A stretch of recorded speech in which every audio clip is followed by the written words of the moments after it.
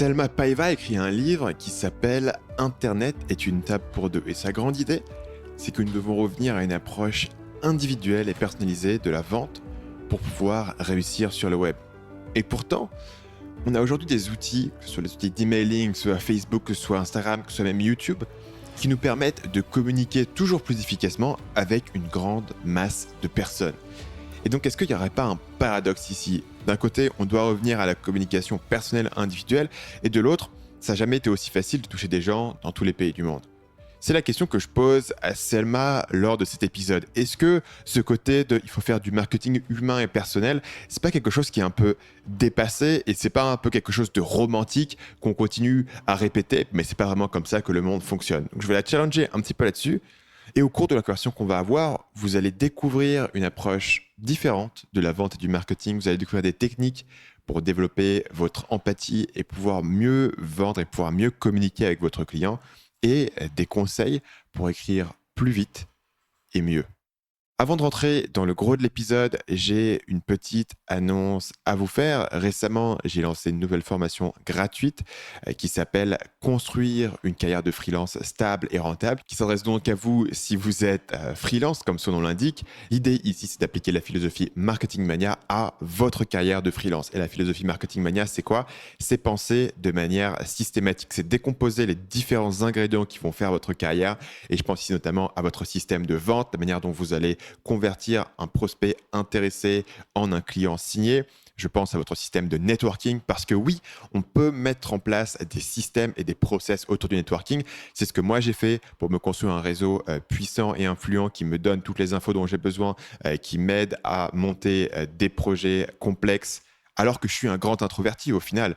Si vous me connaissez dans la vraie vie, vous savez que je suis pas quelqu'un d'extrêmement spontané, je ne vais pas à beaucoup de rencontres, d'événements, de conférences. Et j'y vais uniquement de manière stratégique et surtout, j'ai des systèmes qui sont en place pour construire ce réseau de manière très spécifique.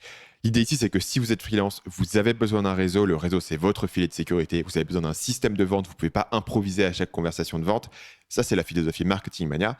Et j'ai créé une formation qui condense l'ensemble de ces systèmes et de ces process dont vous avez besoin pour avoir une carrière qui soit, encore une fois, stable, pour avoir des clients qui arrivent vers vous régulièrement, pour avoir des conversations de vente qui se déroulent d'une manière prévisible, où vous avez contrôler tous les paramètres, où vous êtes capable de répondre à toutes les questions et où vous avez un gros taux de conversion sur ces contrats-là. C'est une formation en vidéo qui dure 7 jours. C'est totalement gratuit. Pour la recevoir, il suffit de vous rendre à l'adresse marketingmania.fr/freelance. Sur ce, je vous laisse écouter ma conversation avec Selma Paiva. Salut Selma et bienvenue sur le podcast. Bonjour San et merci pour l'invitation. Donc Selma, tu as écrit un bouquin qui s'appelle Internet est une table pour deux et dans le bouquin, la grande idée, c'est vraiment de revenir à ce côté humain, à l'humain, la conversation directe avec les gens dans le commerce. Et je voulais voir avec toi ce que tu pensais par rapport à tout ce qui était la technologie, quoi. Parce qu'aujourd'hui, quand tu communiques via l'email, via YouTube, tu communiques plus directement avec une personne directement. Et comment est-ce que tu fais pour réconcilier un petit peu cette idée qui peut sembler un peu idéaliste, tu vois, qu'il faut vraiment communiquer avec les gens, etc., effectivement. Mais concrètement, les outils que tu as aujourd'hui, c'est plutôt des outils qui te permettent de communiquer avec pas mal de gens et te dire que tu vas avoir 1% des gens qui vont acheter, quoi. Mais justement, je crois que la technologie, pour notre génération, c'est quelque chose de formidable. Et c'est aussi grâce à la technologie qu'on est devenu, ou qu'on peut se permettre de devenir des idéalistes. D'accord ? Parce que, en tout cas, moi, je suis la génération qui a grandi sans les réseaux sociaux. Et quand tu vois les réseaux sociaux, la technologie aujourd'hui, c'est vraiment quelque chose qui nous rend, dans la vie perso et dans la vie pro, finalement, beaucoup plus ouverts, tu vois, beaucoup plus flexibles.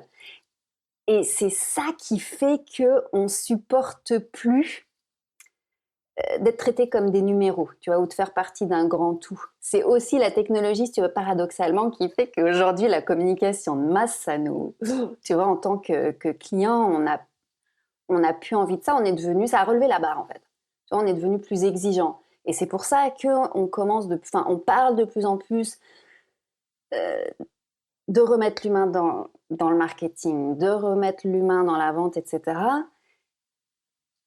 Mais comme tu dis, c'est un idéal. Et après, le challenge, c'est de savoir, en fait, concrètement, comment on fait pour y arriver. Et si j'ai écrit Internet est une table pour deux, c'est parce que, avec tous ces écrans qui, d'un côté, nous rapprochent, de l'autre côté, c'est quand même facile d'oublier que c'est des vrais gens, en fait, qui sont de l'autre côté de l'écran. Et que chacun, il est tout seul, en fait, devant son écran. Parce que quand tu fais un podcast, tu dis, voilà, je vais faire 5000 vues, je vais faire 10 000 vues, mais c'est pas un troupeau qu'on a en face. Là, chacun de nos auditeurs, il est tout seul en train d'écouter ton podcast ou de voir ta vidéo. Et par exemple, comment est-ce que ce podcast va pouvoir créer une connexion directe avec la personne? Notamment, c'est intéressant comme exemple parce que j'ai remarqué dans ma vie personnelle, donc dans ma consommation de podcasts et à la fois dans ma pratique de podcasteur, parce que ça fait très longtemps que je fais des podcasts. J'ai fait des podcasts à l'époque où absolument personne n'en faisait pour des raisons de business, à l'époque où je bossais sur mon premier site. Et j'ai découvert que le podcast est une manière extrêmement efficace de créer cette relation avec les gens, notamment parce que tu vas pouvoir passer des heures et des heures dans leurs oreilles, tu vois.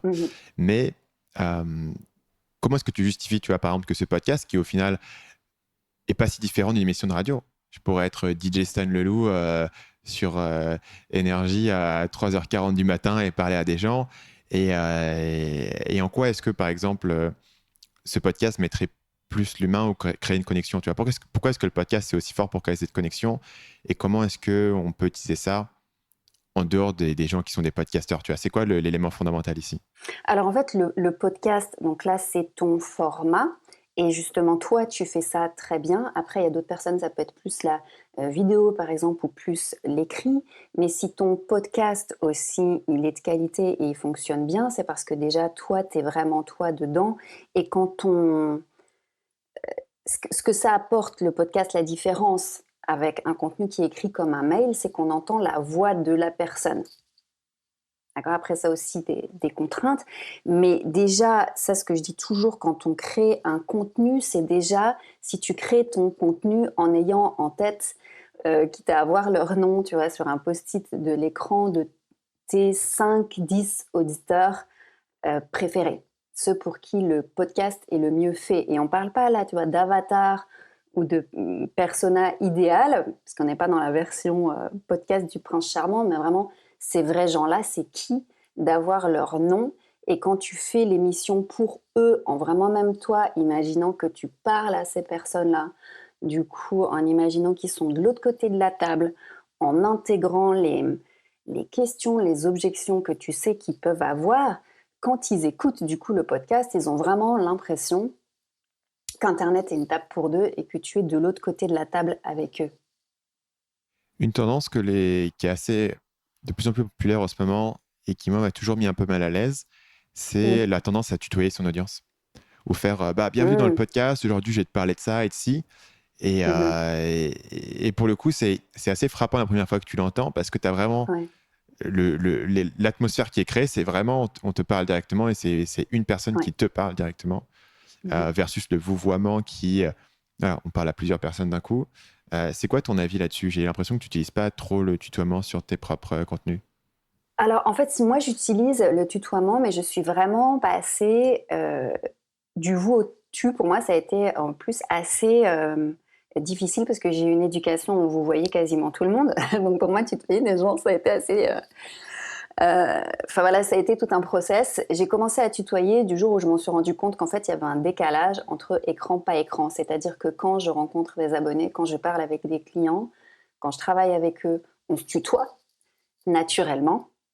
Mais finalement, quand il y avait un écran, je remettais cette barrière. Donc ça a été mon choix de passer au tutoiement. Mais après, il n'y a pas de bon ou de mauvais choix. Et ça, c'est très en fait lié à la langue française, parce que on peut utiliser, à la langue française en France, parce qu'encore au Canada, c'est différent, mais on peut utiliser le vous pour dire vous à plusieurs personnes ou pour dire vous à une personne. Or, comme tu vois, je disais tout à l'heure, Internet, c'est une table pour deux. Donc, de toute façon, ton auditeur, il est seul. Ils sont rarement à plusieurs, tu vois, à se regrouper pour écouter le podcast ensemble. Donc, quand on est pas forcément mal à l'aise avec le tutoiement, mais tout simplement plus à l'aise avec le vouvoiement, parce que c'est comme ça qu'on fonctionne aussi dans la vraie vie. On peut tout à fait vouvoyer son lecteur, son auditeur, mais le vouvoyer au singulier. Et là, tu commences à créer vraiment une connexion qui est différente parce que c'est comme quand on te parle à toi ou on parle à plusieurs personnes. D'accord? Si on te parle à toi en te vous voyant, tu te sens plus impliqué du moment qu'on te vous voit toi au singulier, je ne dirais pas au pluriel. Du coup, la nuance est assez subtile, mais je suis d'accord avec toi là-dessus. C'est aussi un truc auquel je fais assez attention. C'est-à-dire que, notamment dans les emails, je pense que les emails, c'est Oui. l'endroit où ça s'exprime le plus. Mhm.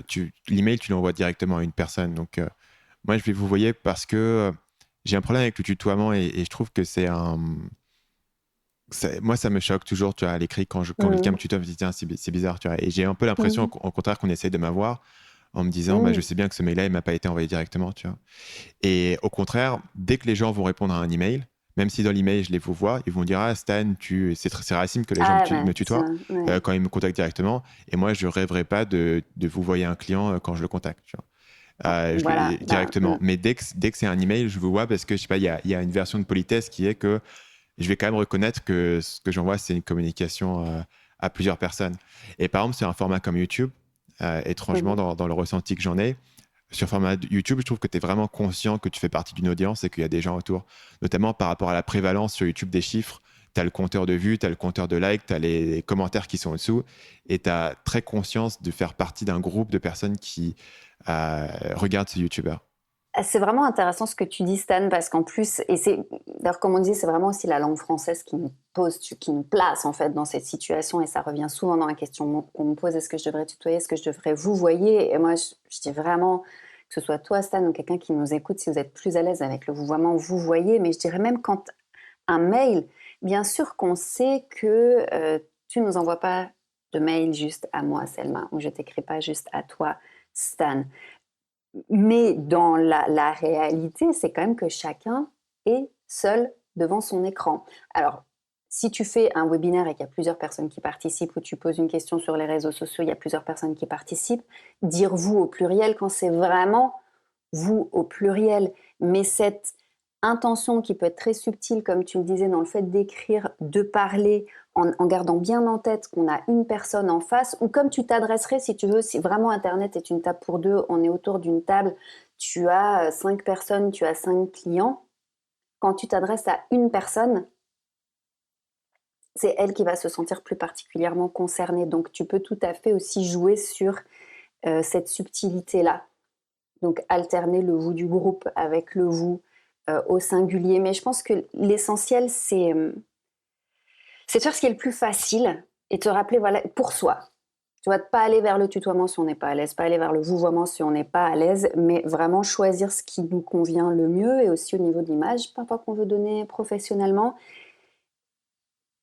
Et à partir de là, bah, mettre en place une stratégie de communication ou de contenu. Je ne sais pas si c'est de ça dont on va parler ensuite aujourd'hui, mais tu vois, sans trop se prendre la tête sur ce détail-là, dans la mesure où on garde bien comme objectif le fait qu'on est là pour captiver, pour intéresser, pour accompagner une personne à la fois.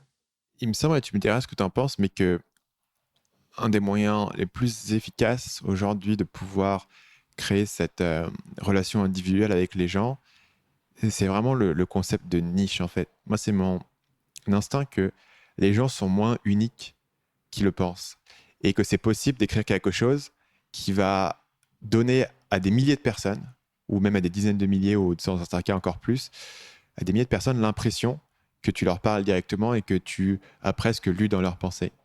Et c'est intéressant parce que tu découvres avec ça que cette personne, tu la connais pas et pourtant, on a l'impression que tu la connais de manière intime parce que les gens sont moins différents les uns des autres qu'ils l'imaginent.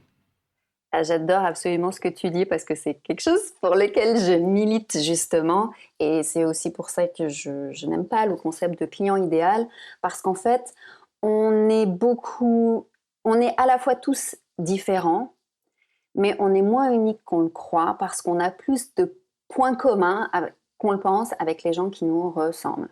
Donc, on peut tout à fait avoir des clients qui sont parfois des hommes, ça peut être un homme, ça peut être une femme, il peut y avoir des différentes catégories socio-professionnelles, différents âges, etc. Mais ils vont avoir des points communs sur ce qui compte vraiment par rapport au domaine dans lequel on les aide.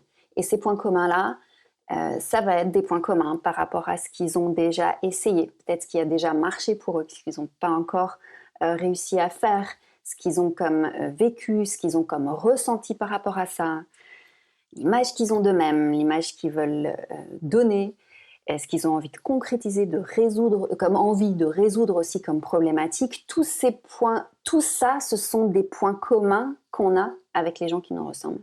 Et du coup, à partir du moment où justement tu connais vraiment sur le bout des doigts, on va dire une dizaine de personnes, tu peux leur écrire comme si tu leur écrivais à elles en fait individuellement, ou leur parler dans un podcast ou dans une vidéo sur tes réseaux sociaux, même si moi c'est le mail que je privilégie, euh, et leur parler à elles en ayant ces points communs en tête et qu'il y a 100 fois plus de personnes qui vont se sentir concernées parce qu'ils leur ressemblent, parce que tu as mis le doigt sur leurs points communs, leurs vrais points communs.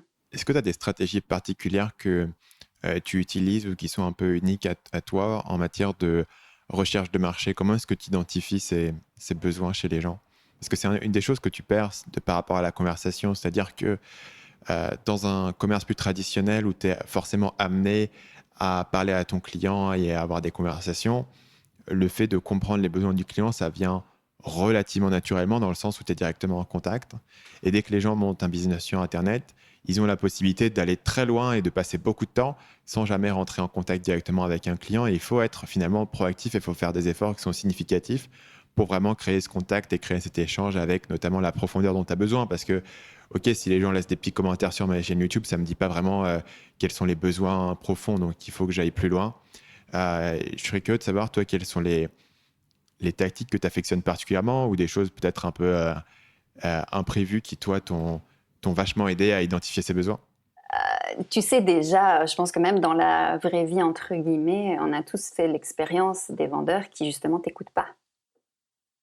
Tu vois, que tu arrives dans une boutique, que ce soit une boutique de vêtements, une boutique d'appareils technologiques, et toi, tu arrives et le vendeur, il t'écoute pas, et tu as l'impression que tu comprends pas forcément ce qu'il dit, il essaie de te refourguer quelque chose, et on a horreur de ça dans la vraie vie, et souvent on fait ça sur le net sans s'en rendre compte. Moi, ce que je sais bien faire, et ce que j'apprends aussi à faire, c'est à écouter. Parce que ça m'énerve, en fait, quand on considère le web comme un haut-parleur. Donc oui, le web peut nous aider, et heureusement, et c'est génial, à toucher beaucoup plus de monde et beaucoup plus de personnes que celles qui sont dans notre environnement direct physique. Mais le web, c'est surtout un outil génial pour écouter. Alors c'est ce que j'écris dans le livre, mais vraiment, considérons le web comme un stéthoscope pour aller écouter les gens, parce qu'aujourd'hui, avec les réseaux sociaux, tu as les groupes Facebook, tu peux utiliser Amazon, tu peux utiliser, comme tu l'avais expliqué sur ton blog d'ailleurs, même Facebook Insights. On a énormément d'outils à notre disposition pour aller savoir ce qui se passe dans la tête des gens. Faire des recherches, avoir leur propre formulation et, avec notre expertise, apprendre à les connaître en fait mieux qu'ils se connaissent eux-mêmes. Donc, c'est quoi tes outils préférés ici? Parce que moi, aujourd'hui, j'ai un processus très simple qui est largement basé sur des sondages assez spécifiques qui vont souvent être les mêmes, notamment quand on est en train d'étudier avant de faire une nouvelle formation, et j'ai des sondages assez spécifiques que je fais. Et c'est ma grande manière dont je vais faire de la recherche de marché. La seconde étant, j'ai un forum privé qui s'appelle Marketing Mania Insiders, avec dedans, essentiellement, c'est les gens qui sont mes meilleurs clients et les gens qui sont déjà fans de ce que je fais. Et je vais aussi leur poser pas mal de questions sur la manière dont ils voient les choses. Et comme c'est un plus petit groupe, les retours sont assez gérables et je peux directement rentrer dans les conversations avec les gens, poser des questions. Et aussi, j'ai du contexte sur qui les gens sont, puisque je connais assez bien tous les Tu gens les qui sont dans connais. le forum. Donc, c'est les deux grands outils que je vais utiliser. Après, c'est aussi les outils, et j'ai conscience de ça, qui viennent du fait que j'ai déjà un truc qui est établi et qui ne serait pas facilement reproductible en partant de zéro. Euh, Toi, quels sont les outils que tu utilises aujourd'hui qui sont les plus efficaces pour toi? Ou alors, éventuellement, que tu pourrais conseiller à quelqu'un qui part de zéro et qui n'a pas encore cette base de gens qu'il connaît déjà? Bah, en fait, qu'on parte de zéro, qu'on soit plus avancé, je pense que ça marche, enfin ça marche dans tous les cas. Et il y a je recommanderais en fait 3 points qui regroupent en partie ce dont tu parles. Il y a, il y a déjà, enfin, donc, dans le dernier, je dirais, il faut déjà On va y revenir parce qu'il faut déjà effectivement connaître des gens. Mais je dirais le premier point, c'est d'aller voir dans le domaine dans lequel on est, d'accord, il y a une conversation autour de ce qu'on fait. On peut être dans le marketing, on peut être dans le yoga, on peut être dans le SEO. Il y a déjà des personnes qui apportent quelque chose à la conversation. On peut les appeler des concurrents, on peut les appeler des partenaires, on peut les appeler des collègues. Mais il y a des personnes à qui on veut être associé, comparé. Donc déjà, ces personnes-là, elles ont une audience, elles ont des groupes, elles ont parfois des magazines, des chaînes YouTube, des podcasts, des livres qui sont publiés sur Amazon.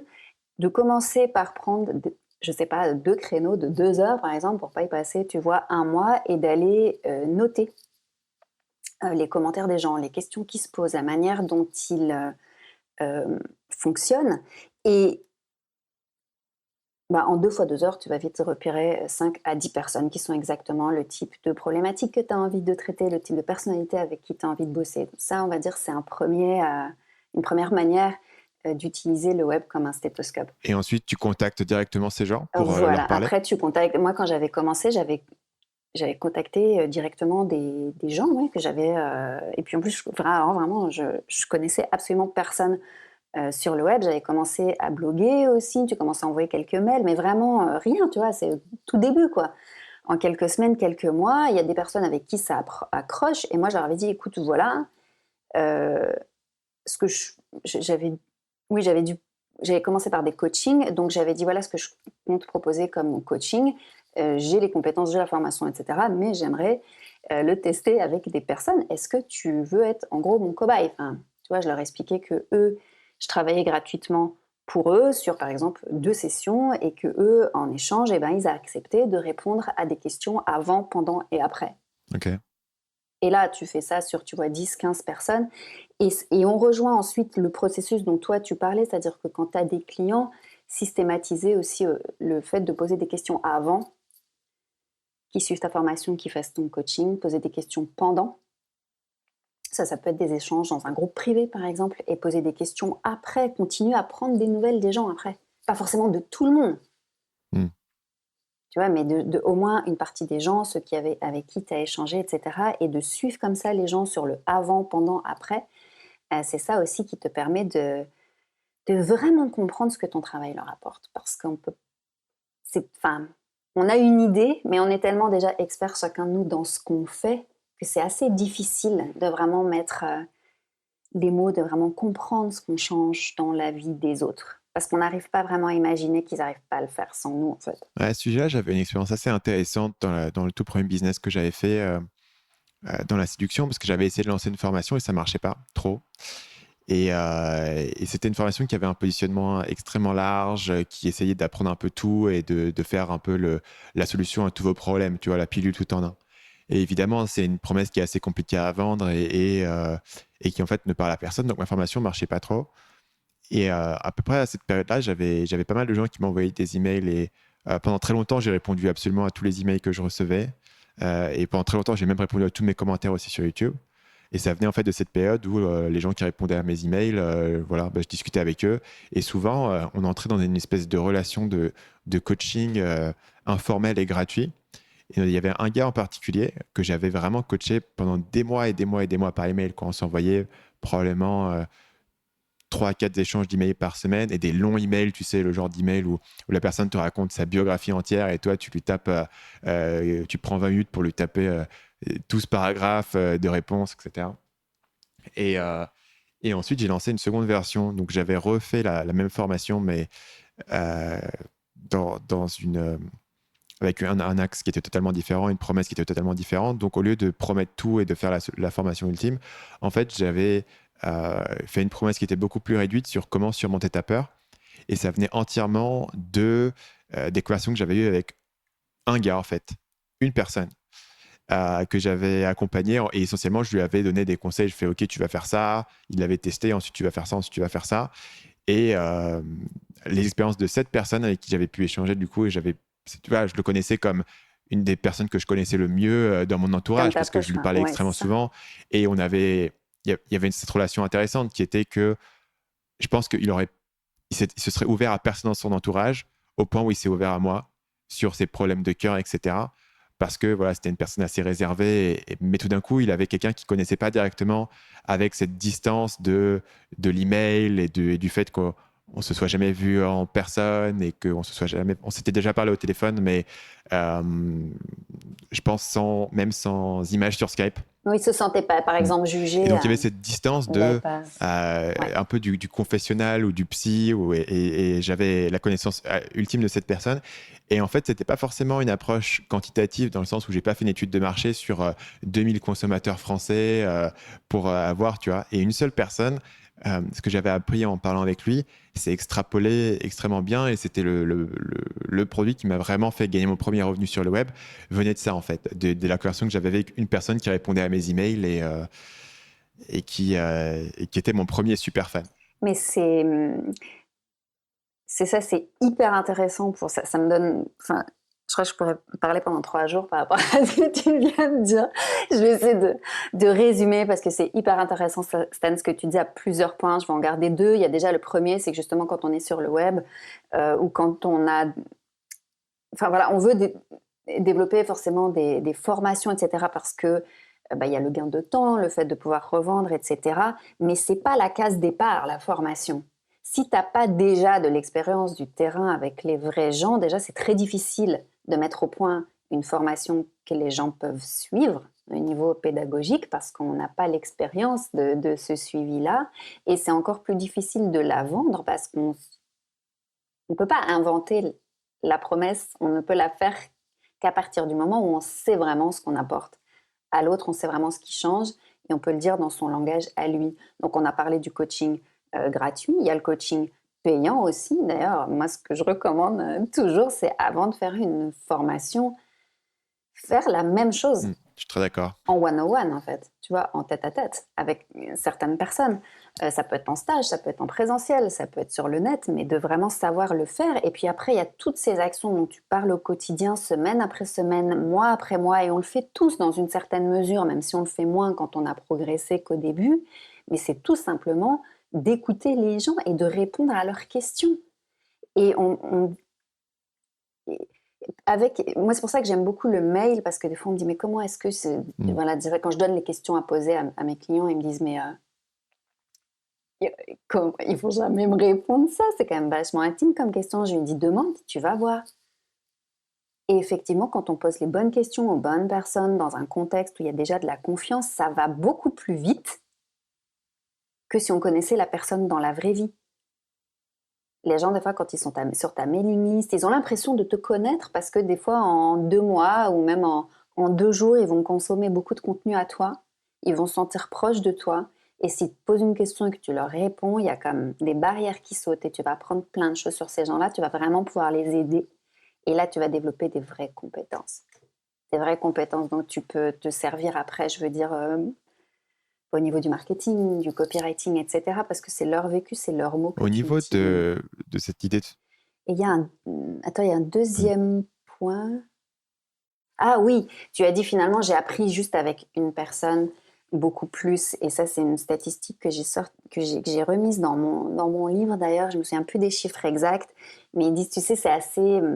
Des fois, quand je dis, mais allez échanger en direct avec les gens, comme tu as fait, on peut se sentir un peu vulnérable et c'est plus facile d'aller faire un sondage, par exemple, au début, plutôt que d'échanger en direct avec les gens. Mais ça a été calculé. Je crois qu'échanger en tête à tête, ou même par mail ou par Skype, avec 10 ou 15 personnes, ça t'apporte 80% des résultats de je ne sais plus combien de focus group, mais c'est énorme. C'est-à-dire que si tu échanges juste avec 5 à 10 personnes, tu vas obtenir autant de résultats, même de meilleures connaissances sur les gens, que si tu fais venir 80 personnes en groupe. Je pourrais te redonner les chiffres exacts, mais c'est impressionnant. Il faut échanger avec les gens, en vrai. Donc à ce sujet-là, je suis d'accord avec toi, que je pense que les gens font trop vite sur la création de formations automatisées en ligne. Je pense que ça vient aussi du fait qu'on a beaucoup été vendu cette idée du revenu passif et qu'il suffit de faire une formation, de mettre un ClickFunnels et de faire tourner du cash money toute la journée. Et du coup, les gens négligent un peu cette idée de tiens, si je faisais pas du coaching pendant 6 mois, un an, et essayer de le monter étape par étape. Et j'ai vu pas mal de modèles intéressants. Dernièrement, une boîte que je suis pas mal aux États-Unis, c'est la boîte de Ramit Sethi. Et dernièrement, ils ont innové sur pas mal de modèles que je trouve assez cool, notamment avant de lancer un nouveau programme. Ce qu'ils font, c'est qu'ils en font une version condensée qui va durer en version environ 2 heures et qui vont faire sur un espèce de webinaire en fait. Donc, il faut payer quelques centaines de dollars pour avoir accès à cette version condensée. Donc, tu as un webinaire où il est là, il a ses slides, il présente essentiellement la version condensée de son programme et l'essentiel de sa proposition de valeur. Et il va ouvrir énormément de questions. Donc, il va ouvrir les questions et il va voir les questions que les gens se posent, etc. Et donc, ils ont une page de vente extrêmement minimaliste de ça parce qu'il faut rentrer que 30-40 personnes. Mais ils vont un peu bêta-tester leur programme comme ça. Et ensuite, ils vont raffiner ça dans un truc complet. Et j'ai vu que récemment, ils ont encore innové sur ce modèle. Et maintenant, ce qu'ils font, c'est que au lieu de faire un webinaire, ils font un événement live à New York où tu peux aller et il va présenter en live son contenu, donc le même format. En quelques heures, il va présenter l'essentiel de la formation et voir les questions que les gens ont. Et c'est en fait maintenant une étape, tu vois, même une boîte qui est développée comme ça, et eux, leur chiffre d'affaires, ça se compte dans plus de 10 millions de dollars, donc ils ont les ressources, ils avaient besoin de faire des recherches de marché, mais ils se disent, OK, évidemment, on va faire nos sondages, nos trucs, mais il y a des étapes qui nous permettent d'avoir cette connexion avec les gens et de voir un peu ce qui intéresse vraiment les gens. Et c'est pas mal sur ces idées-là actuellement que je travaille, sur l'idée de euh, comment est-ce qu'on peut avoir une approche plus lean startup essentiellement de la création de contenu et de la création de formation. Mais de toute façon, il n'y a pas, en fait, il n'y a pas d'étape, je crois qu'il n'y a pas de stade, il n'y a pas de domaine dans lequel on peut remplacer la conversation. Tu vois, comme j'ai cité justement dans Internet et une table pour deux, le Clutuel Manifesto, où ils disent le langage du commerce, c'est la conversation. Et quel que soit le produit, le service, la formation que tu vends, on peut pas remplacer ça. Et Ramit Sethi, que j'ai pas suivi récemment, mais lui, c'est vraiment un fanat justement d'aller converser avec les gens, d'aller savoir exactement ce qui se passe dans leur tête, de tester les idées, de prendre les formulations. Et pourtant, voilà, il est millionnaire, il a une boîte énorme, etc. Mais c'est pas un truc de débutant, je veux dire.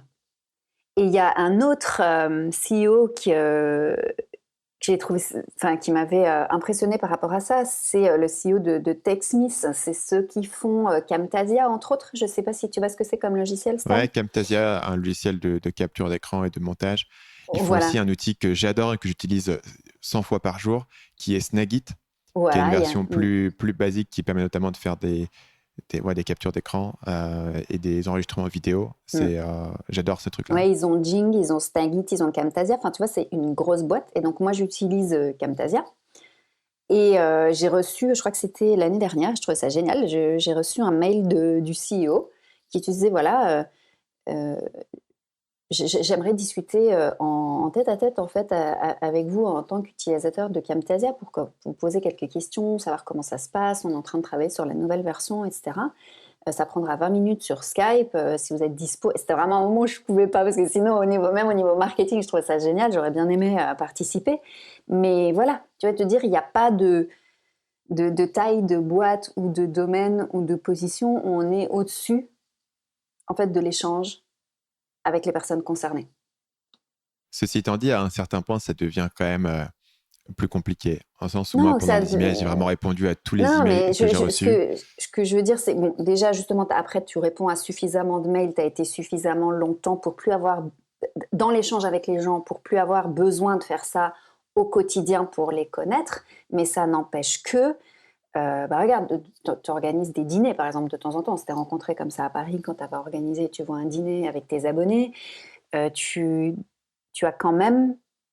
Et puis même, on parle du CEO de TechSmith, il ne va pas prendre 100 personnes en appel. Peut-être qu'il va en prendre 10 sur une demi-journée, une fois dans l'année. Tu vois. Justement, j'ai dû trouver pas mal d'astuces pour minimiser un peu cet input, essentiellement des filtres ou des moments particuliers. Donc les dîners, pour moi, pour contextualiser un peu pour les gens, c'était un très très grand succès pour moi sur les objectifs que je m'étais fixés. Essentiellement, j'étais passé en France, j'avais quand même quelques semaines à Paris et j'organisais chaque semaine 2 dîners. Donc j'avais fait un appel à l'action sur ma liste email qui était voilà, si vous voulez dîner avec moi, etc., venez là. Et ensuite, les gens pouvaient réserver et chaque dîner était limité à 5 personnes, il me semble. C'était 5 ou 6 personnes qui étaient limitées par dîner. 5 ou 6 personnes. On était vraiment en petit groupe, c'était super. Parce que au-delà, moi, c'est trop. Enfin, c'est plus un truc personnel. C'est qu'au-delà de 5 ou 6 personnes, ça fait trop pour moi et c'est vraiment Ouais, après, tu peux fatigant. pas J'ai pas le échanger temps de avec parler les avec les gens. gens. Ouais. Mm. Donc au final, seulement une fraction des gens qui avaient envie de venir au dîner ont pu venir. Et c'était vraiment, pour le coup, premier arrivé, premier servi sur les inscriptions. Mais ça mettait ce filtre qui était... Le truc, c'est que si je faisais une rencontre abonnée aujourd'hui à Paris, il y aurait un nombre de gens qui viendraient qui serait ingérable pour moi et j'aurais le Ouais. temps de parler à personne. J'ai vu Mm. déjà, le truc qui m'a mis le plus la flip de ma vie, c'était... j'avais été à la rencontre abonnée de Antoine BM quand il avait 10 000 abonnés sur sa chaîne YouTube Ouais. et il y avait vraiment beaucoup de monde, tu vois. Il y a vraiment des dizaines et des dizaines de personnes qui étaient tous là pour le voir. Bah Donc, ouais. il y a un sens où tu es un peu obligé de parler aux gens. Tu vas pas dire aux gens, venez me rencontrer et ensuite parler à 2 personnes dans la soirée, tu vois. Et Et donc, oui, et puis ça, il faut se respecter aussi en tant que tempérament, parce qu'on peut avoir un tempérament extroverti ou plutôt introverti, et quand on est introverti, c'est difficile de rencontrer plein de gens à la fois. Mm, Enfin, moi, comme je suis comme ça aussi, c'est... ouais. Et donc, du coup, les dîners, c'est une manière assez intéressante parce que du coup, tu peux vraiment parler avec les gens en profondeur. Il y a plein de gens des dîners avec qui je suis resté en contact. Après ça, tu vois, ça a créé un truc particulier. Et l'autre astuce que j'ai, c'est bien sûr mon forum. Comme le forum, il est accessible uniquement aux gens qui sont clients de mes formations, ça fait quand même un grand filtre. Et des 200 000 personnes qui me voient sur YouTube, je passe tout d'un coup à seulement quelques centaines de personnes qui sont qui ont cet accès-là. Et quelques centaines de personnes, c'est très gérable. Tu vois, tu peux savoir essentiellement qui sont les gens et avoir un contexte sur eux, savoir quels sont leurs business et te souvenir un peu des conseils que tu leur as donnés. Et de Et qui t'as donc, du coup, rencontré. Ouais. ouais. Et donc, du coup, tu essayes de mettre ces filtres-là, mais effectivement, de toujours garder ce contact et de toujours avoir un input direct qui soit pas trop modulé, notamment par les chiffres. Je pense que tu peux pas mal avoir de données sur ce sur quoi les gens cliquent et ce qui fonctionne, Et mais ouais, c'est et qu'est-ce qui compliqué se de passe savoir dans leur pourquoi est-ce vie. que ça fonctionne si tu n'as pas de moyens de leur poser directement la Mm, question mm. ou de voir eux, notamment, quelles sont leurs objections, tu vois. Et Et ils te justement, disent, tu vois, par rapport à cette démarche-là, parce que justement, la problématique que tu soulèves, elle est super intéressante, du fait qu'à partir du moment où tu commences à avoir une audience, et même sans avoir 200 000 abonnés sur YouTube, tu commences, quand tu vas à des événements, même d'autres personnes, on te reconnaît, il y a beaucoup de gens qui viennent te parler, donc il y a ce côté aussi de comment je gère, comment je mets des filtres. Et dans les personnes qui nous écoutent, il y en a peut-être ceux qui vont se dire, oui, bah moi, là, par exemple, bah, tu vois, personne ne me connaît, donc pourquoi est-ce qu'on passerait une demi-heure à parler avec moi? Pourquoi est-ce que si j'invite quelqu'un à un café, on viendrait? Et donc, je voudrais répondre à cette question-là parce qu'on me la pose souvent. C'est que dans nos vies quotidiennes, en fait, c'est super rare que quelqu'un prenne le temps de vraiment t'écouter sans essayer de te faire changer d'avis ou de te raconter sa vie ou de te convaincre de quelque chose. D'accord? Mais à partir du moment où on a vu déjà plusieurs moyens de repérer des gens qui pourraient être vraiment intéressants pour toi, pour connaître ta niche, pour connaître ta cible, on a parlé des réseaux sociaux, des échanges sur les mails, dans les groupes, etc. Si tu repères 5 à 10 personnes comme ça et que tu les invites une par une autour d'un café en priorité et ensuite par Skype si géographiquement c'est pas possible ou au téléphone, cette personne-là va passer un super moment grâce à toi en fait. Ça, elle te rend service parce que tu peux lui poser tes questions, mais c'est aussi un grand service que tu lui rends parce que tu vas l'écouter, tu vas lui poser des questions. Moi, on m'a souvent dit, en fait, rien que d'avoir répondu à ta question, eh ben, j'y vois vachement plus clair. D'accord? Quand les questions sont bien posées et quand la personne qui te pose les questions essaye pas de te faire changer d'avis, de te raconter son expérience par rapport à ça ou de te convaincre de quelque chose, elle est là pour t'écouter à 200%, tu passes un super moment et c'est rare. Et 100% des personnes avec qui tu passes un moment comme ça, même si elles ne te connaissent pas à la base ou que tu es encore inconnu, entre guillemets, 100% de ces personnes-là éprouvent de la gratitude après. hmm. Et c'est un peu la même chose, notamment par exemple sur les interviews, tu vois. Moi, je fais pas mal d'interviews où les gens m'interviewent et au final, je me dis, c'est cool, tu vois, d'avoir quelqu'un qui t'écoute et qui te pose des questions et qui s'intéresse à toi, quoi. Quel que soit ce que tu fais, c'est quand même gratifiant et je pense que, euh, effectivement, il y a vraiment quelque chose à faire là-dessus. Et je pense que les gens l'utilisent pas tant que ça. Il y avait des modèles intéressants où tu peux te dire, tu peux presque. Donc, des gens qui faisaient des tests comme ça, où en général, c'était un gars qui montait des boîtes de logiciels, en fait. Et il se dit, tiens, est-ce que je pourrais pas monter un logiciel pour les gens qui vendent des voitures, tu vois, genre les vendeurs de voitures. ou les dentistes, ou tu vois, ils se mettaient un peu un défi de trouver un truc où ils connaissaient rien et de voir si juste en appelant les gens et en leur posant des questions sur leur quotidien, ah, dites-moi qu'est-ce qui vous prend du temps dans la journée, où est-ce que vous perdez le plus de temps, etc. Et il arrivait à chaque fois à trouver des idées comme ça de logiciels qu'il pouvait lancer, juste en posant les questions au téléphone à des gens qui n'avaient jamais entendu parler de lui, qui n'avaient aucune relation C'est avec lui, génial. juste parce que les gens adoraient parler de leurs problèmes en fait. Et aller dire ah non, on a ce nouveau truc et ça fonctionne pas, et les gens prennent des rendez-vous mais ils sont pas là. Il fait ah tiens, vous avez, et si on vous Ah, mettait voilà. un système de rappel de rendez-vous et tout, et ça c'est applicable presque C'est, n'importe où effectivement. on a tous besoin d'être entendus et finalement, il y a qu'à voir, de toute façon, tous les livres de développement personnel et tout ça qui sont publiés. On a besoin d'être entendu et la plupart d'entre nous, on ne se sent pas écouté dans nos vies de tous les jours. Donc, par contre, je dis, il faut vraiment distinguer deux choses quand on fait des entretiens comme ça avec des gens. On n'est vraiment pas là pour vendre, d'accord? On est là pour les écouter. On vendra mieux justement après euh, parce qu'on les aura écoutés et que du coup, on va vraiment faire du sur-mesure. On va vraiment adapter son offre, son message aux vrais gens. Mais quand on échange avec ces personnes-là, on est vraiment dans la l'attitude du stéthoscope dont je parlais tout à l'heure. Donc, d'écouter, de poser des questions, d'aller au-delà de la première réponse. Savoir vraiment le pourquoi du pourquoi.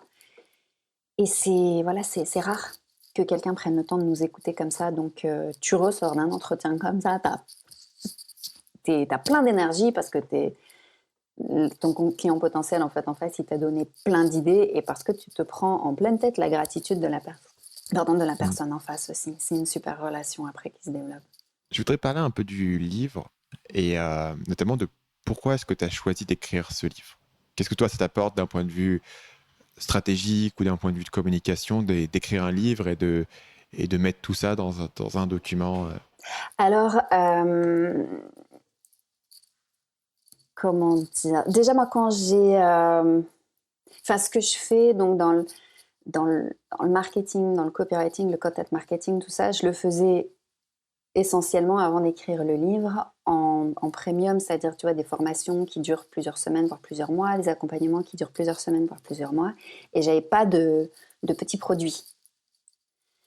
J'en ai développé cette année, mais je voulais vraiment aussi écrire le livre pour que des personnes qui me connaissent pas, qui me connaissent pas en tout cas suffisamment pour aller vers des formations premium ou qui en sont pas encore, tu vois, au stade de pouvoir investir dans des formations, dans du coaching, puissent avoir accès facilement à une autre version du marketing et surtout qu'ils ne soient pas dans le blabla, je ne sais pas comment dire, parce qu'on parle, tu sais, face à ce dont on parlait tout à l'heure, la technologie, etc., il y a une grande vague qui est montée un peu de ce que j'appelle le marketing sans gluten.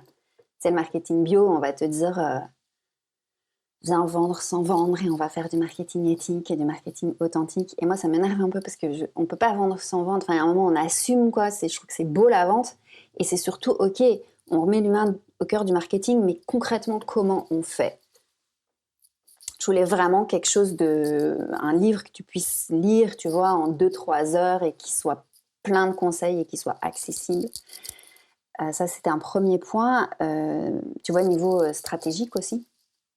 Et puis après, à un niveau personnel, en fait, ça me démangeait. Il y a un jour, je ne sais pas si tu as lu, tu vois ce que c'est comme livre de Cluetrain Manifesto.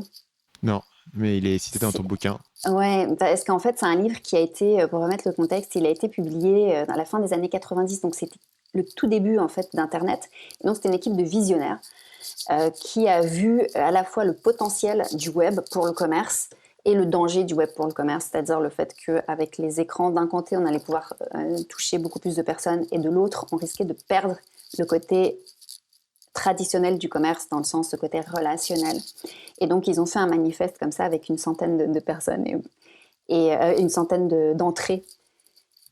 Et il y a une citation dans ce livre où il dit quand vous pensez à Internet, ils disent oui, quand vous pensez à Internet, pensez pas à des camions qui vont livrer des centaines de produits vers vos destinataires, vos clients, etc. Quand vous pensez à Internet, pensez à une table pour deux.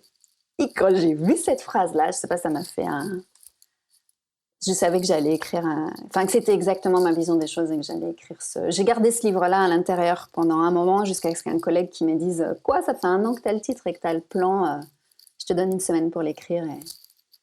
Tu l'as En écrit en fait, une semaine? non, en fait, j'ai dit je vais aller. J'ai négocié 3 semaines et je l'ai écrit en 3 semaines. Mais comme je te disais, j'avais déjà le titre et j'avais le plan, genre depuis 1 an en fait. Et je savais que c'était ce pourquoi, en 2 mots, je voulais être connue. Et Internet est une table pour deux. Et quand donc c'était Rémi Bigot qui m'a dit quoi, ça fait 1 an que tu as ton plan, voilà, je le veux sur mon bureau dans 1 semaine. Ce que j'ai fait, c'est que j'ai cherché, j'avais aucune idée du nombre de mots, donc je m'étais fixée, j'avais cherché et j'ai trouvé quelqu'un qui disait qu'en gros un livre c'était à peu près, c'était minimum 25 000 mots, je crois, ou 28 000, je sais plus. Donc je m'étais dit voilà, il faut que j'écrive. C'est ça. Enfin, disons qu'au moins ça me faisait tu vois, un ordre d'idée. Et donc, j'ai écrit comme une dératée pendant 1 semaine, mais sans remonter en haut, tu vois. Même si les phrases n'avaient ni queue ni tête. En une semaine, donc tu as écrit un truc genre 5 à 7 000 mots par jour? Ah, voilà, enfin, tu vois, à part mes rendez-vous clients, je ne faisais que ça. Je parle de temps professionnel, hein. J'ai une famille, j'ai des enfants, etc. Donc, j'ai vraiment, tu sais, je me levais à 5 heures du matin pour écrire de 5 à 7. Voilà, j'ai écrit, et puis pendant la journée, j'avais mes plages, etc. J'ai écrit le livre.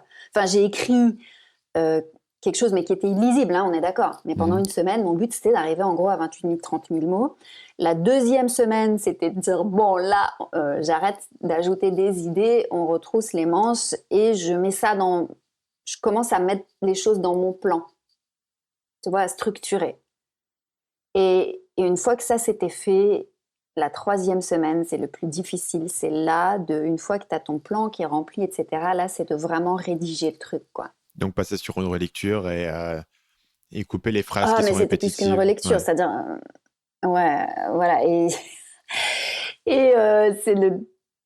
moi, ce que je recommande, s'il y a des personnes parmi celles qui t'écoutent qui veulent écrire un livre, c'est vraiment d'avoir une petite team extérieure de gens qui sont là pour voir où t'en es, ou tu reçois des messages tous les jours. Parce que moi, j'avais vraiment l'impression que j'allais jamais y arriver.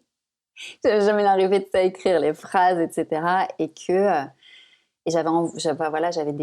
c'était essentiellement des clients à moi qui voulaient vraiment que j'écrive ce livre, ou des collègues, et qui me demandaient tous les jours ou tous les 2 jours, alors, t'en es où, quand est-ce que tu me l'envoies? Et c'est comme ça que je suis arrivée au bout des 3 semaines. Et puis après, je l'ai envoyé à ma liste pour un premier feedback. Et j'ai eu des super feedbacks, des trucs. Le livre n'a pas vraiment changé, mais par contre, on m'a suggéré des trucs à rajouter. Tu vois, comme les schémas, les récaps, les encadrés, tu vois, des choses comme ça. Donc ça a rajouté aussi forcément des mots dans le livre pour qu'il soit encore plus pratique, si tu veux. Tu vois, reprendre les exercices à part, voilà, des choses comme ça. Et c'est toujours comme ça que tu écris quand tu écris du contenu? Est-ce que tu es toujours à faire un premier jet assez brutal et ensuite à le réorganiser? Parce que moi, je suis assez méticuleux dans la manière dont j'écris, en fait.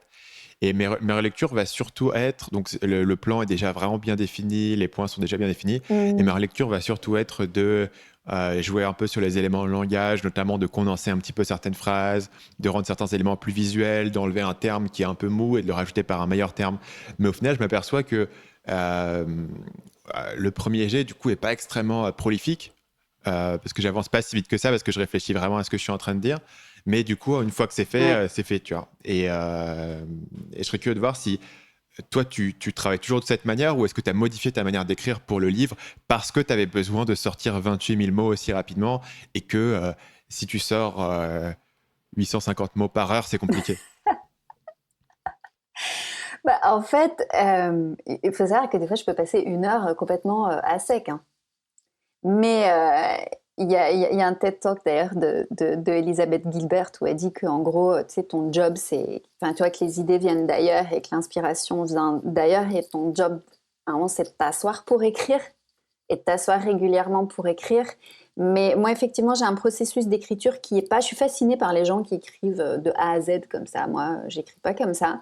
J'ai plein d'idées et des fois, c'est à sec. Et les moments où les idées viennent, des fois, je vais avoir des idées un peu qui se télescopent. Je sais pas si ça te fait ça, ou t'écris un chapitre, ou t'écris un mail, ou d'écrire un article et tu vas avoir des idées géniales qui arrivent, mais c'est pas pour celui-là. Donc, je vais les mettre de côté, mais je vais les écrire un peu quand même, tu vois, pour pas les perdre. Et après, je vais revenir dessus. Donc, c'est pour ça que, tu vois, le livre, des fois, j'étais sur plusieurs chapitres en même temps. Je suis rarement sur un seul mail ou sur un seul article en même temps. Ok. Parce que quand j'en commence un, ça en ouvre d'autres. Et voilà, c'est un process où j'apprends à lui faire confiance aussi, de dire ça ressemble à rien quand je commence. Mais je sais que quand j'aurai tout fini, ce sera super. Tu vois, de pas lâcher le truc. Déjà, moi, ce que je voudrais dire, c'est parce que tu sais, on dit souvent, si t'es pas inspiré, vas-y, écris, te relis pas, envoie comme ça. Ben, tu vois, pas forcément, on peut avoir des processus d'écriture, des processus créatifs, et des fois, ça peut être aussi pour l'écriture d'un podcast, l'écriture d'une vidéo, d'un mail. C'est dans le temps, si tu veux, et l'entraînement qu'on découvre son propre processus d'écriture. Et après, il y a des techniques voilà, de rédaction, de copywriting qui sont géniales pour que le contenu soit plus captivant. Mais de se faire confiance aussi de la manière dont on écrit. C'est pas parce qu'on a du mal à écrire parfois qu'on n'est pas inspiré que on peut pas préparer un contenu génial pour ses abonnés, quoi. Tu disais tout à l'heure qu'il y a des moments où tu es à sec. Ça ressemble à quoi quand tu es à sec? Tu es vraiment devant ton ordinateur pendant 1 heure à regarder l'écran. Et c'est blanc parce qu'il y a pas mal de gens qui parlent de la page blanche et tout. Moi, j'ai jamais connu ça. En fait, disons que j'ai aussi mis en place un process qui me permet d'être quasiment peu à sec en utilisant des techniques de storytelling. C'est-à-dire? C'est-à-dire que moi j'utilise beaucoup le storytelling, donc je me fais des réservoirs à histoires, des réservoirs à anecdotes qui font que c'est quasiment après impossible d'être complètement à sec. Par contre, parfois, je peux avoir l'idée, je peux avoir l'histoire, je peux avoir les émotions que je veux dégager et ça vient pas de suite. Et c'est pour ça que j'avais lu quelque part, c'est un écrivain qui disait quand tu as du mal à écrire, écris n'importe quoi. Il faut que tu sois en train d'écrire, que ce soit avec ton clavier ou ton crayon, écris ce que tu as fait hier, écris ta liste des courses, écris ce qui te vient, mais écris et il y a un moment où ça se reconnecte, tes neurones et ton inspiration.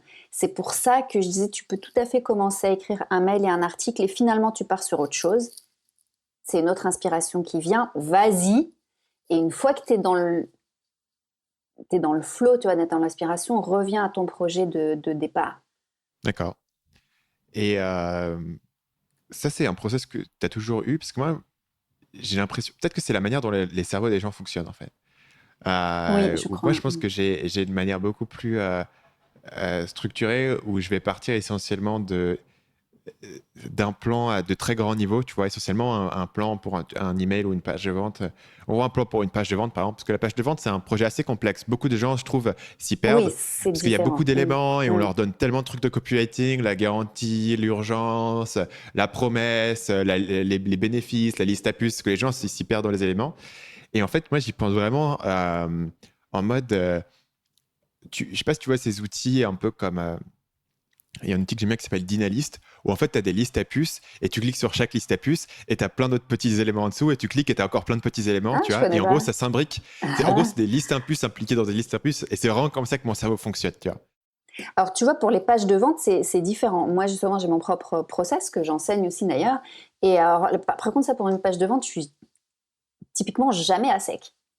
Tu vois, j'ai un truc hyper carré, un peu comme tu dis. Et puis, une fois que tu connais vraiment bien les gens, tu connais ton produit, tu connais les gens, je dis pas que ça prend pas de temps, tu vois, de le faire et de faire un truc, tu vas vraiment fignoler, etc. Mais je vais être jamais à sec. Mais toi, tu es hyper méthodique, même pour des articles, par exemple, ou des mails. Ou des vidéos. C'est ça. Je vais ouvrir une vidéo, tu vois, notamment parce que la vidéo, la structure, elle est moins apparente. Tu as l'impression que je parle juste et que je te raconte un truc et qu'au final, ça tient debout. Mais en général, non, la manière dont la vidéo, elle fonctionne, c'est que j'ouvre une vidéo et je me dis, OK, cette vidéo, il y a une structure en 3 parties, en fait. 5 parties. Boum, boum, j'écris mes 5 parties. Là, j'ai publié aujourd'hui sur la chaîne, bon, ça sera quelques semaines quand les gens le voient, mais une vidéo qui est vraiment un storytelling et qui raconte un peu mon histoire à travers une certaine conférence. Et la structure de cette vidéo n'est pas du tout apparente, mais en fait, si tu avais mon script et mon document, il y a vraiment une structure en 5 étapes qui suit une structure de scénario avec les différents actes et avec la manière dont l'action va se développer, tu vois. Et c'est vraiment comme ça que ça fonctionne. Et donc, en fait, je peux voir, dès que j'arrive sur la vidéo, de dire, OK, point 1, point 2, point 3. Et après, je peux prendre le point A et dire, j'ai 3 trucs à dire, boum, boum, boum, pareil. Et tu vois, je peux le développer comme ça. Et en fait, en développant chaque élément de la grande idée à des trucs un peu plus petits, à la fin, tu arrives sur les paragraphes et ça se déroule comme ça. Et du coup, je suis capable de l'écrire de manière linéaire et j'ai jamais besoin vraiment de modifier l'ordre des éléments, etc. Après, parfois, les mots que j'ai utilisés n'étaient pas les meilleurs. Parfois, je me suis un peu répété. Parfois, il y a une section qui est plus longue que nécessaire. Parfois, il manque un exemple. Parfois, il y a un exemple en trop et c'est pas aussi intéressant, tu vois. Et donc, ma relecture, moi, je joue vraiment sur le rythme et sur l'expression et sur le vocabulaire. Mais du coup, j'écris pas si vite que ça, tu vois. Et ça ralentit pour le coup mon premier jet où moi, j'ai rencontré un mec récemment qui écrit des bouquins de manière professionnelle et je lui fais t'écris combien de mots par jour? Le mec, il écrit 20 000 mots par jour, tu vois. C'est l'output du mec, c'est 20 000 mots par jour. Mais il a écrit des séries de bouquins, tu vois, de 15 bouquins sur Amazon, de fiction et tout. Et c'est comme ça que le mec gagne sa vie entièrement sur des bouquins Amazon. Et moi, je suis beaucoup plus lent que ça. Je suis beaucoup plus dans une approche méthodique, mais qui après sort assez proche de sa version finale. C'est ça, c'est que je pense que tu peux avoir deux approches parce que le côté méthodique peut, par exemple, tu vas en parler de pages de vente. Moi, je suis hyper méthodique avec les pages de vente. Je ne fais pas de vidéo, mais peut-être que si j'en ferais, je pense que j'aurais tendance à faire un peu comme tu fais, donc tu parlais, tu vas d'avoir vraiment un script, etc. Après, j'ai vraiment aussi des techniques de copywriting, de storytelling pour les mails. J'ai l'idée, mais moi, je sais que quand j'écris, voilà, j'écris. Ce qu'on me dit, ah, mais c'est génial, c'est captivant, c'est fluide, etc. Je dis, c'est fluide à la fin, au début, c'est Ouais. voilà, c'est pas si fluide que ça. Et je dis aussi pour rassurer, tu vois, les personnes qui nous écoutent, parce que moi, j'ai longtemps cru qu'un écrivain, si tu veux, ou un auteur, qu'il écrivait en gros de A à Z, tu vois. Un livre qu'on va l'écrire, tu vois, de A à Z, un super contenu qu'on va l'écrire de A à Z et que tu commences par le commencement. Et ben des fois, non. Des fois, je vais avoir l'idée, je vais avoir l'anecdote, je vais avoir les points, si tu veux, du mail, mais ce qui va venir, ça va être le dernier point en premier. Tu vois, donc c'est bien d'avoir des fois des méthodes, des scripts, mais parfois, on peut avoir besoin de différentes méthodologies ou de différentes approches en fonction de sa personnalité, en fonction de ce qu'on a à écrire. Mais je reste en tout cas convaincue par le côté génial du contenu. Tu as des livres en particulier sur la créativité qui t'ont parlé ou qui t'ont marqué? Il y a un livre sur... il y a 2 livres sur la créativité qui m'avaient vraiment bien plu. Il y en a un, c'est celui de Twyla Tharp. Que je connais pas, c'est le titre. Comment il s'appelle ce livre? The Creative Habit. Ok. Voilà, il est derrière là, The Creative Habit, où elle explique ça justement. Donc Twyla Tharp, c'est une grande chorégraphe qui doit avoir la soixantaine maintenant, américaine, et elle explique justement que être créatif, c'est pas forcément un don, c'est pas forcément des méthodes, mais ce sont des habitudes. Donc elle explique comment prendre l'habitude créative. Alors c'est un peu ce qu'on disait tout à l'heure, peut-être que des fois tu vois, dans certains contextes tu vas être plus créatif, par exemple pour tes pages de vente avec une méthode, peut-être que pour écrire les mails tu vas avoir besoin de t'y prendre autrement, mais au bout d'un moment de remarquer quel type d'habitude te mettre dans une bonne inspiration et construire ces habitudes-là, de se construire des rituels aussi. Et donc, The Creative Habits de Twyla Tharp. Et l'autre livre que j'ai trouvé absolument génial, c'est le livre de Steven Pressfield, je ne sais pas si La guerre de tu l'art. connais, qui s'appelle Turning Pro. Turning Pro, ok. Qu'est-ce que tu trouves dans celui-là? Parce que lui, il en a écrit plusieurs et du coup, ça se mélange un peu dans ma tête. Celui que je connais le mieux, c'est La guerre de l'art. La guerre de Il me semble l'art. que Turning Pro, c'est un follow-up à ça. Voilà. Moi, j'ai lu La guerre de l'art après, mais dans La guerre de l'art, il explique en fait que justement, c'est un peu ce qu'on disait tout à l'heure, c'est que c'est pas forcément fluide, quoi, d'écrire ou de produire des super contenus, parce qu'en tout cas, le marketing, c'est vraiment un domaine qui est très créatif. Et il parle aussi des process, etc.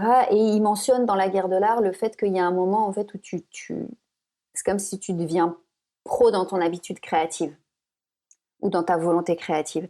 Et il détaille ça dans le livre Turning Pro, où il explique qu'il y a un moment, c'est comme si tu traverses une sorte de membrane où tu vas plus revenir en arrière dans ce que tu produis, dans ta créativité. C'est même si au début c'est pas forcément bon, même si pendant des années tu n'as pas de reconnaissance, parce que lui il a écrit pendant je crois 30 ans avant d'être reconnu.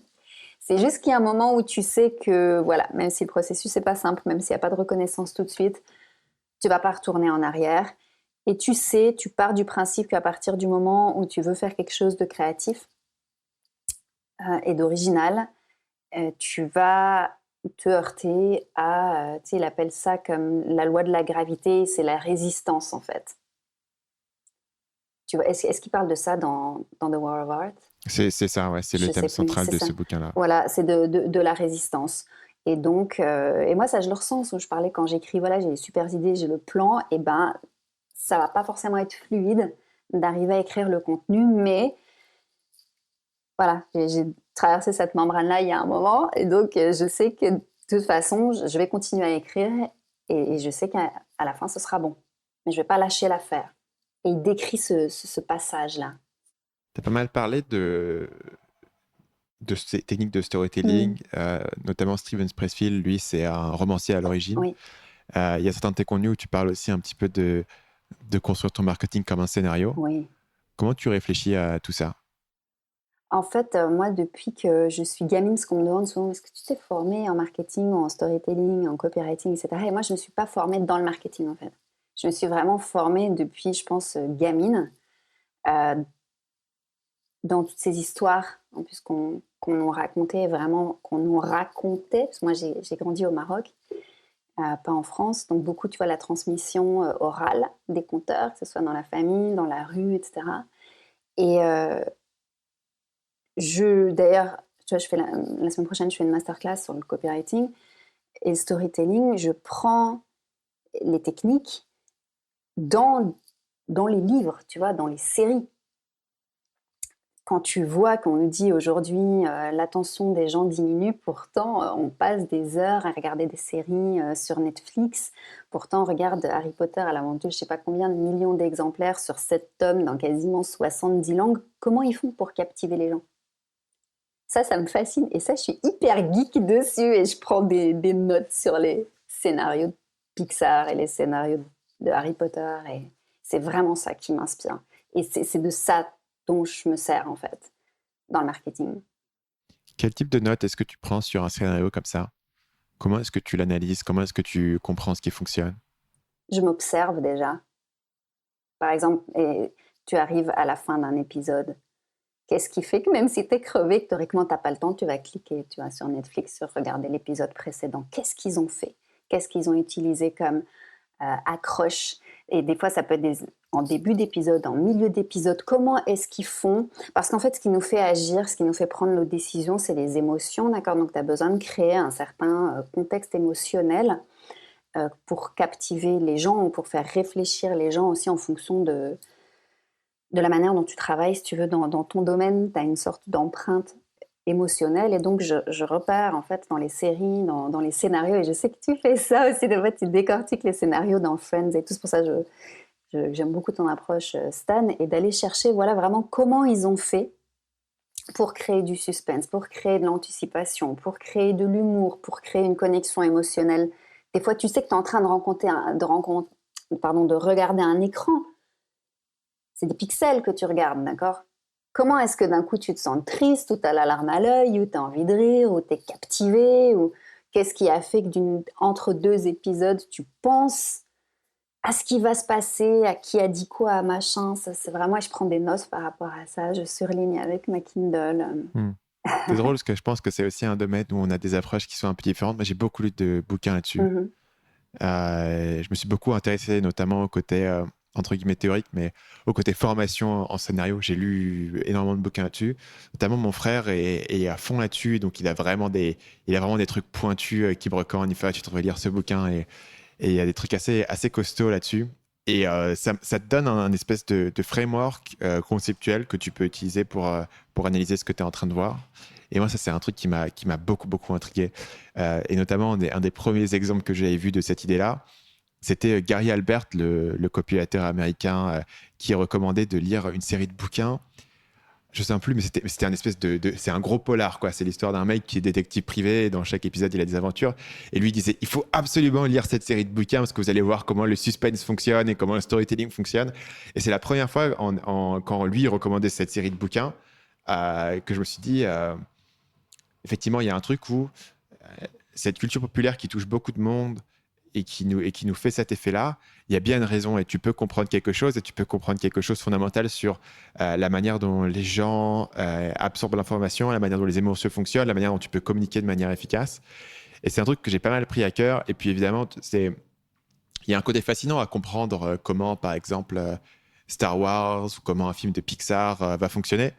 Et de comprendre les tenants et les aboutissants et pourquoi est-ce que à la fin du deuxième acte de toutes les comédies romantiques ils sont obligés de se disputer et tout est perdu et c'est la fin, tu vois. Pourquoi est-ce que ça a besoin d'être là? Parce que c'est pas un choix, tu vois, c'est pas un cliché qui est là parce que les scénaristes n'ont pas d'idée. C'est un truc qui a besoin d'être là parce que s'il n'était pas là, ça manquerait et le film serait pas bon. Je trouve que c'est absolument fascinant. Et tu vois, moi, je suis quelqu'un, je fais les choses de manière assez lente, en fait. Mais le seul truc que je sais faire vite, c'est lire. Donc, je lis énormément de fiction et je prends beaucoup de notes. Même les phrases, tu vois, des fois. Et aussi, il y a un truc, moi, qui m'inspire beaucoup, comme j'ai des enfants qui ont 6 et 9 ans, c'est la littérature jeunesse. Parce que j'ai remarqué, c'est très intéressant d'observer les enfants, justement, qu'est-ce qui les fascine, tu vois, dans des scénarios. Tu vois, quand je vois un de mes fils qui bug complètement sur un type de livre, tu vois, genre une série de livres ou un livre, il faut lui relire encore et encore, je lui dis, mais pourquoi? Et donc, je vais voir, tu vois, dans la manière dont... il y a une manière, en fait, dont les phrases sont tournées, dont il y a des rimes, tu vois, entre les mots dans les phrases qui font que, sur un jeune cerveau, en tout cas, c'est fascinant, et donc je me sers de ça. Et puis, j'ai une mémoire, je garde aussi des fois en mémoire certaines structures de phrases, tu vois, dans des livres pour enfants, où je les note et je m'en resserre dans mes mails, en copywriting, quoi. C'est mal, avant de terminer, il y a 3 questions que je pose à tout le monde à la fin du podcast. Et la première question, c'est si tu pouvais revenir en arrière et donner un conseil à ton toi-même de 20 ans, qu'est-ce que tu lui dirais? À moi-même de 20 ans. Ah, je crois que je lui dirais change rien et fais-toi confiance. Ok. Parce que c'était quelque chose que tu avais besoin d'entendre à l'époque? Oui. Et je crois aussi, je vais sur mes 40 là, tu vois, qu'en fait, tout ce par quoi tu passes te construit aussi et fait ta vie d'aujourd'hui. Donc, ouais, je dirais change rien. Je crois qu'on revient. Enfin, j'ai l'impression que plus ça va, plus je reviens. Enfin, ça fait déjà un moment maintenant, mais à qui j'étais entre 15 et 20 ans, tu vois. Ok. Qu'est-ce qui a fait quand tu as eu ce détour entre les deux? Après, il y a les études, la pression que tu peux avoir, tu vois, dans certaines grandes écoles. Il y a l'environnement professionnel, le monde du travail, c'est particulier quand même. Donc, c'est pas un monde où à la base on met en avant tes points forts, c'est plutôt on essaie toujours de compenser les faiblesses, mais c'est un peu la culture, tu sais, française, ça. Donc, tu vas partir dans des... Enfin, tu peux en tout cas facilement partir dans des branches professionnelles qui sont pas celles à laquelle tu rêvais à la base, quoi. Ok. Et ça modifie par ton rapport à toi-même et l'idée de est-ce que je peux juste jouer sur ce qui me vient naturellement ou est-ce qu'il faut que je me conforme à quelque chose d'autre parce que c'est la clé du succès? C'est ça, c'est qu'il y a un moment, voilà, tu vois, quand tu es en gros jeune cadre dynamique, où ce qui est valorisé, c'est le fait aussi de rentrer dans certaines cases et pas forcément, et tu mets un peu en sourdine les côtés parfois tu es un peu fantasque ou Ouais, atypique de ta personnalité. Et ouais, moi, par exemple, du coup, ça m'a amené pendant des années, j'ai cru que j'aimais pas le marketing, que je n'aimais plus le marketing.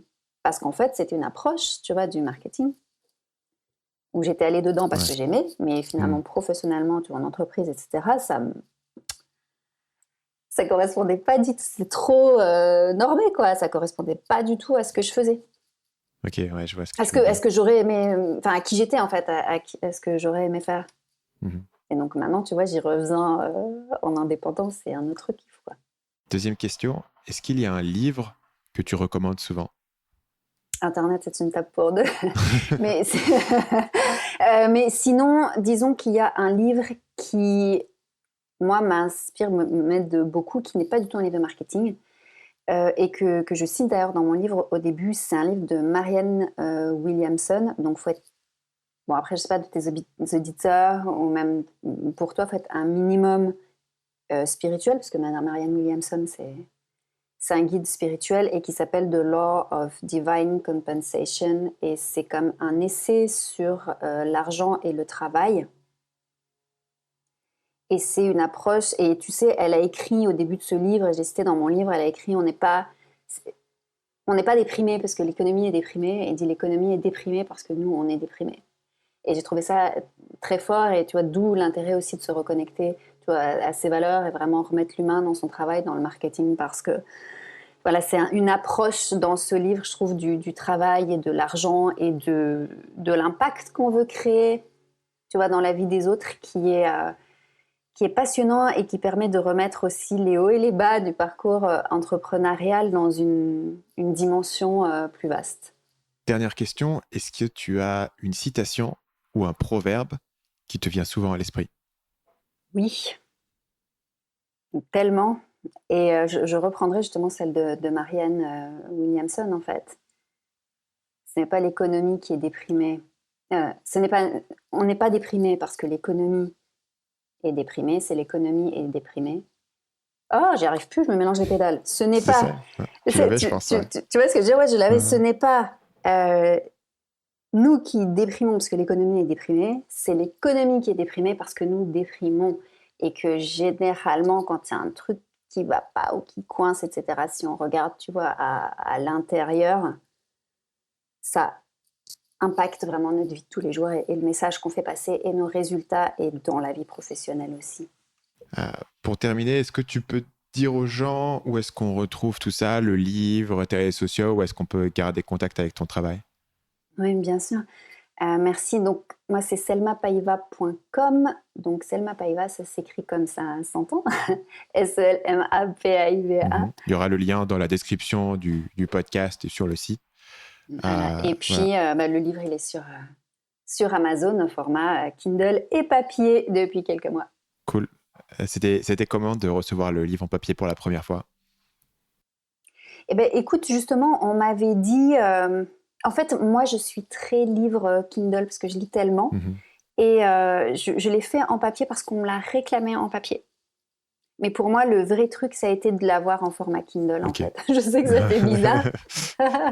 Je sais qu'on aime bien le commander, mon livre en format papier, etc. Mais pour moi, le gros du travail, ça a été vraiment l'écriture, et tu vois, le mettre sur Amazon, le mettre au format Kindle, et après, c'était presque anecdotique. Je suis contente, si tu veux, qu'il soit là au format papier, mais pour moi, mon bébé, c'était plus le Kindle déjà.